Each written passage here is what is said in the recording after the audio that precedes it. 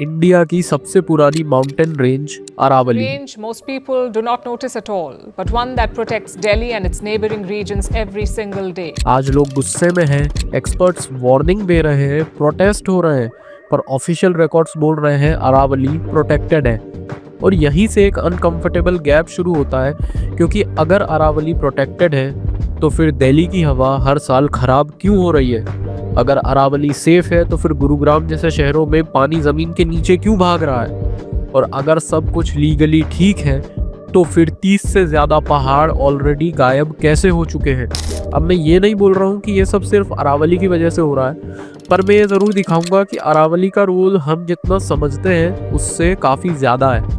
इसीलिए real question ये नहीं है कि अरावली सेफ है या नहीं, रियल क्वेश्चन ये है कि क्या प्रोटेक्शन का मतलब सिर्फ कागज़ पे सेफ होना होता है? और ऐसा क्यों होता है कि हम इन्वायरमेंट को तब तक सेफ मानते रहते हैं जब तक डैमेज हमारी डेली लाइफ में दिखना शुरू ना हो जाए। अब ये इशू शुरू हुआ डेफिनेशन से। पहले अरावली को एक पूरे लैंडस्केप की तरह देखा जाता था, हिल्स, रिजेस, फुट हिल्स और उनके बीच का नेचुरल टेरेन।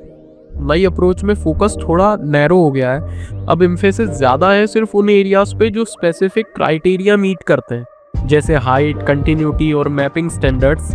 कुछ लोगों ने एक कंफ्यूजन खड़ा कर दिया कि 100 मीटर का अर्थ ही होगा टॉप के 100 मीटर। ऐसा नहीं है। जो पर्वत का बेस स्ट्रक्चर है, अगर वो जमीन के अंदर भी 20 मीटर है, वहाँ से लेके 100 मीटर तक प्रोटेक्शन है। अरावली जैसे एंशियंट रेंजेस में काफी ऐसे पार्ट्स होते हैं जो ड्रामेटिक नहीं दिखते, लो हिल्स, जेंटल स्लोप्स, रिजेस, पर इन्वायरमेंटली ये पार्ट्स काम सबसे ज्यादा करते हैं। ये पानी एब्जॉर्ब करते हैं, डस्ट को स्लो करते हैं और डेजर्टिफिकेशन को रोकने में हेल्प करते हैं। जब डेफिनेशन नैरो होती है तो ये बोरिंग पार्ट्स लीगल प्रोटेक्शन के बाहर आ जाते हैं। और अगर एक पहाड़ी और दूसरी पहाड़ी के बीच में 500 मीटर का ही गैप है तो वो जमीन भी अरावली रेंज मानी जाएगी। इस डेफिनेशन के आने के बाद 90% से ज्यादा एरिया प्रोटेक्टेड एरिया में आ गया।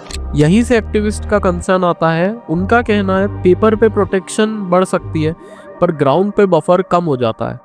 गवर्नमेंट का कहना है प्रोटेक्शन कम नहीं हो रही, सिर्फ क्लैरिटी आ रही है। और सच ये है, दोनों ही अपनी जगह गलत नहीं है। इशू ब्लैक एंड वाइट है ही नहीं, इशू हाउ का है। आप नेचर को कैसे डिफाइन करते हो ये डिसाइड करता है कि आप उसे कैसे प्रोटेक्ट करोगे। अब देखो, अरावली एक्चुअली काम करती है daily, silently. Aravalli north India के लिए एक नेचुरल वॉल जैसी है। राजस्थान की तरफ से आने वाली ड्राई विंड्स, सैंड, डस्ट, ये सब अरावली से टकरा के काफ़ी हद तक स्लो हो जाती है। अरावली का टेरेन ऐसा है जो रेन वाटर को ज़मीन के अंदर एब्जॉर्ब करने में हेल्प करता है। ये कोई पाइप जैसा सिस्टम नहीं है, ये स्पॉन्ज जैसा सिस्टम है। जब ये हिल्स इंटैक्ट होती हैं तो ग्राउंड वाटर रिचार्ज होता है। जब ये कट होती हैं, ब्लास्टेड होती हैं, तो पानी सीधा बह जाता है, नीचे जाने का टाइम ही नहीं मिलता। और इसीलिए गुरुग्राम जैसे शहरों में हर साल बोरवेल्स और नीचे जा रहा है। और सबसे इम्पॉर्टेंट, डेजर्टिफिकेशन। अरावली एक नेचुरल ब्रेक है थार डेजर्ट का, एक स्पीड ब्रेकर। और जब ये ब्रेक धीरे धीरे घिस जाती है तो डेजर्ट आगे बढ़ने में टाइम नहीं लगाता। इसीलिए मैं ये नहीं कह रहा हूँ कि दिल्ली की हवा सिर्फ अरावली की वजह से ख़राब है, नहीं। मैं ये कह रहा हूँ कि जब आप एक ऑलरेडी स्ट्रेस्ड सिस्टम से उसका बफर हटा देते हो तो प्रॉब्लम और ज़्यादा फील होती है। सिंपल एनालॉजी सोचो तो पॉल्यूशन एक एक्सीडेंट है, अरावली शॉक एब्जॉर्बर है। शॉक एब्जॉर्बर हटा दो तो एक्सीडेंट का झटका सीधा बॉडी पे लगता है। इस पॉइंट पे डिबेट यूजुअली 2 कैंप्स में डिवाइड हो जाती है। जैसा कि मैंने आपको बताया, ऑफिशियल स्टांस रफली ये है कि अरावली पे कोई नई अनकंट्रोल्ड माइनिंग अलाउ नहीं होगी। ज़्यादातर एरिया पहले से प्रोटेक्टेड है और जो नया फ्रेमवर्क आया है वो सिर्फ क्लैरिटी लाने के लिए है ताकि रूल्स कंसिस्टेंट रहे। और ऑनेस्टली ये आर्ग्यूमेंट सुनने में अनरीजनेबल तो नहीं लगता। क्लियर रूल्स होने ही चाहिए। ग्रे एरियाज प्रॉब्लम्स क्रिएट करते ही हैं। यहीं से दूसरी साइड आती है, low hills, ridges, natural drainage zones. Paper पे ये अरावली नहीं लगते पर नेचर के सिस्टम में ये बैकबोन होते हैं। यहीं पे कन्फ्यूजन होती है, क्योंकि डेवलपमेंट भी ज़रूरी है और ये बात कोई गलत नहीं है। रोड्स चाहिए, सिटीज़ ग्रो करती हैं, जॉब्स भी चाहिए और इकोनॉमी भी चाहिए। पर रियल क्वेश्चन ये नहीं है कि डेवलपमेंट चाहिए या नहीं। रियल क्वेश्चन ये है कि डेवलपमेंट का कॉस्ट कौन पे करता है। माइनिंग से कुछ लोगों को प्रॉफिट मिलता है, रियल एस्टेट से कुछ शहरों को ग्रोथ मिलती है, पर जब अरावली का इकोसिस्टम वीक होगा तो उसका बिल सबके पास आएगा। हीट वेव्स ज़्यादा ब्रूटल हो सकती हैं, water scarcity slow but permanent हो सकती है, और सबसे डेंजरस पार्ट ये है कि ये डैमेज एक दिन में नहीं होगा, ये साइलेंटली होगा।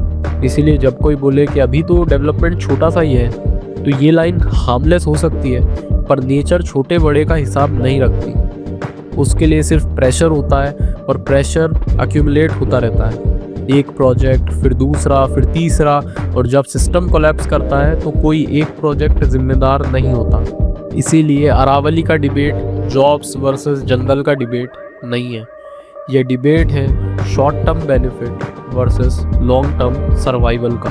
और लॉन्ग टर्म सर्वाइवल का प्रॉब्लम ये होता है कि वो इलेक्शंस के टाइमलाइन में फिट नहीं होता। एक पॉइंट पे ये क्वेश्चन नेचुरली आता है कि क्या ये टेंशन सिर्फ इंडिया में है? डेवलपमेंट वर्सेस एनवायरनमेंट का कॉन्फ्लिक्ट तो हर जगह होता होगा, और हाँ होता है, बट डिफरेंस ये है कि कुछ कंट्रीज़ ने एक क्लियर चॉइस ली है। उन्होंने ये डिसाइड किया कि कुछ जगह इतनी वैल्यूएबल होती हैं कि उन्हें डेवलप नहीं किया जाता, उन्हें प्रिजर्व किया जाता है। एग्जाम्पल के लिए यूएस में येलोस्टोन नेशनल पार्क के आसपास माइनिंग और हैवी कमर्शियल एक्टिविटी पे स्ट्रिक्ट बैन्स हैं। चाइना जैसे कंट्रीज जहां डेवलपमेंट प्रेशर काफ़ी ज़्यादा है, वहां भी कुछ इकोलॉजिकल जोन्स को रेड लाइंस डिक्लेयर किया गया, मतलब यहाँ से आगे डेवलपमेंट अलाउड नहीं है। कॉमन थ्रेड क्या है? ये कंट्रीज परफेक्ट नहीं है, पर उन्होंने एक चीज़ एक्सेप्ट कर ली है, हर जगह डेवलप नहीं होती और हर चीज़ का रिप्लेसमेंट भी नहीं होता। अरावली भी वैसा ही एक केस है। ये कोई नया हिल स्टेशन नहीं बन सकती, ये कोई आर्टिफिशियल फॉरेस्ट से रिप्लेस भी नहीं हो सकती। अगर ये गई तो वापस नहीं आएगी। और हाँ, थोड़ा पर्सनल हो गया, बट तुम समझ गए राइट? इसीलिए जब हम बोलते हैं कि अरावली सेफ, तो शायद हमें एक और लाइन ऐड करनी चाहिए, ऑन पेपर, क्योंकि अगर हमने प्रोटेक्शन को सिर्फ पेपर वर्क बना दिया तो डैमेज पहले होगा और रियलाइजेशन बाद में। So yeah, Aravalli safe and that's the problem.